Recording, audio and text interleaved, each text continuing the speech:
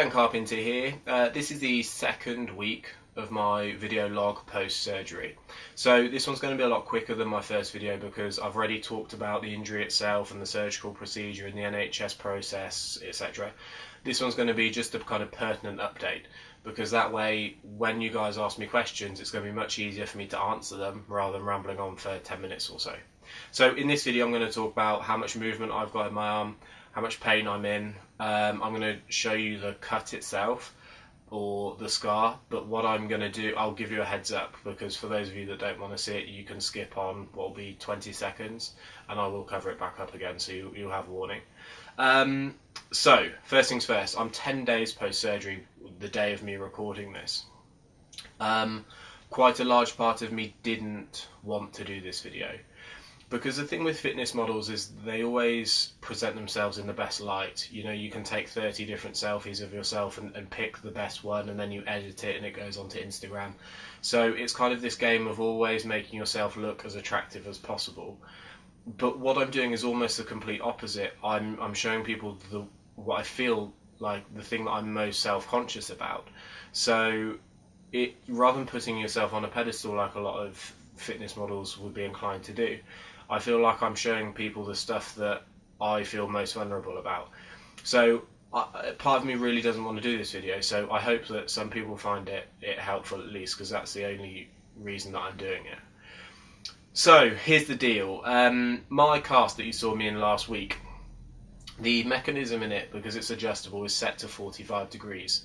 However, although it's set to 45 degrees, I actually realised that due to the way it was set on my arm, and because my arm was a kind of awkward size and shape for them to make it, I could almost entirely straighten my arm, which defeats the whole point of the adjustable cast. So I put the adjustable cast on and it hurt for me to relax, so I wore the sling as well, like you saw last video.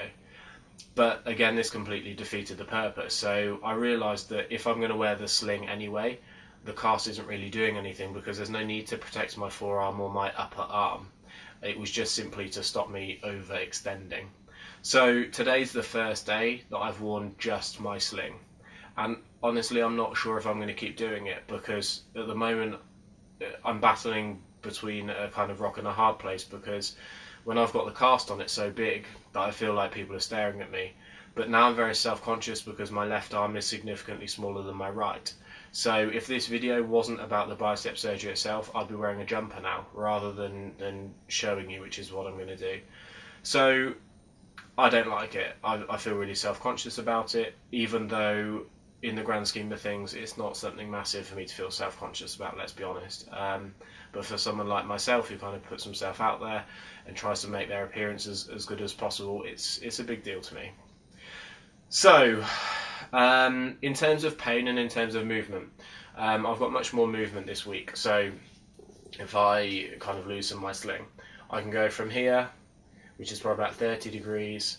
I can bend the elbow up just past 90. I get a little bit of pain in my elbow at that point. Mainly that's as high as I could go in the cast before the cast kind of hit itself. So I wasn't able to bend higher than 90 degrees, which is probably why I'm struggling at the moment. I get a little bit of pain in my forearms, which I'm going to talk to the surgeon about on Monday when I see him. I'm not sure if it's because I haven't been using them, so now I'm using them a little bit just to hold on to items if that's kind of expected. But it almost feels like I'm having some bruising along the forearms, which might be worrying, but I'm not sure yet. I'll wait and speak to him.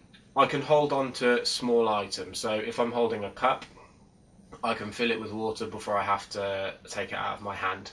But anything heavier than probably, let's say a couple of litre bottle of water, so about 2 kilos, it would be too much for my arm at the moment. So although I'm not lifting on it a lot, I'm able to hold some things. Also, I've started training again. So a lot of people said to me, surely you're not going to train one side and not the other, because then you're going to be really imbalanced and you're going to look really weird. But the point is, my arms, if you actually saw me in person, I don't know how easy it is to see on this video, my arm already is much smaller than my right, and that's from 2 weeks of doing nothing. So I wasn't just training one side. So to me, I've come to terms with the idea that after 3 months this arm's going to be really, really weak. but I prefer to have one good arm and one really weak arm rather than one really weak arm and another weak arm. So in terms of psychology, it's going to be much easier for me to get back to lifting if I didn't take 3 months off upper body training.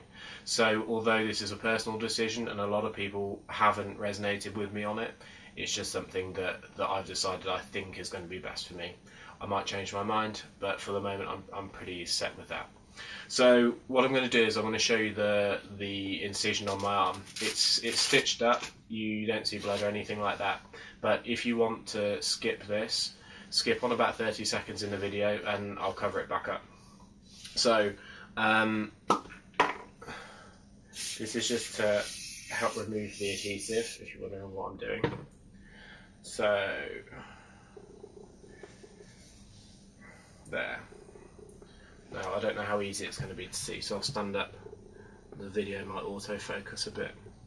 You can see the scar starting there with the stitching, and then it runs to here.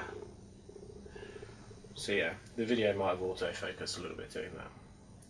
So I saw the nurse who changed the dressing and she said the scar is very, very neat. She said she wouldn't be surprised if in a couple of years there was no scarring left, which is good news for me, because although I'm not that self-conscious about scars, I prefer to have none if I've got the choice. So on the whole, summary of this week, I'm on no painkillers, no paracetamol, no nothing. I'm able to do a little bit more with my arm. I can put t-shirts on easier, I can put jeans on easier, I can have showers okay on my own as long as I can lift this arm out of the water, which I can quite comfortably. I can't quite do my hair with both hands. I'm working on that.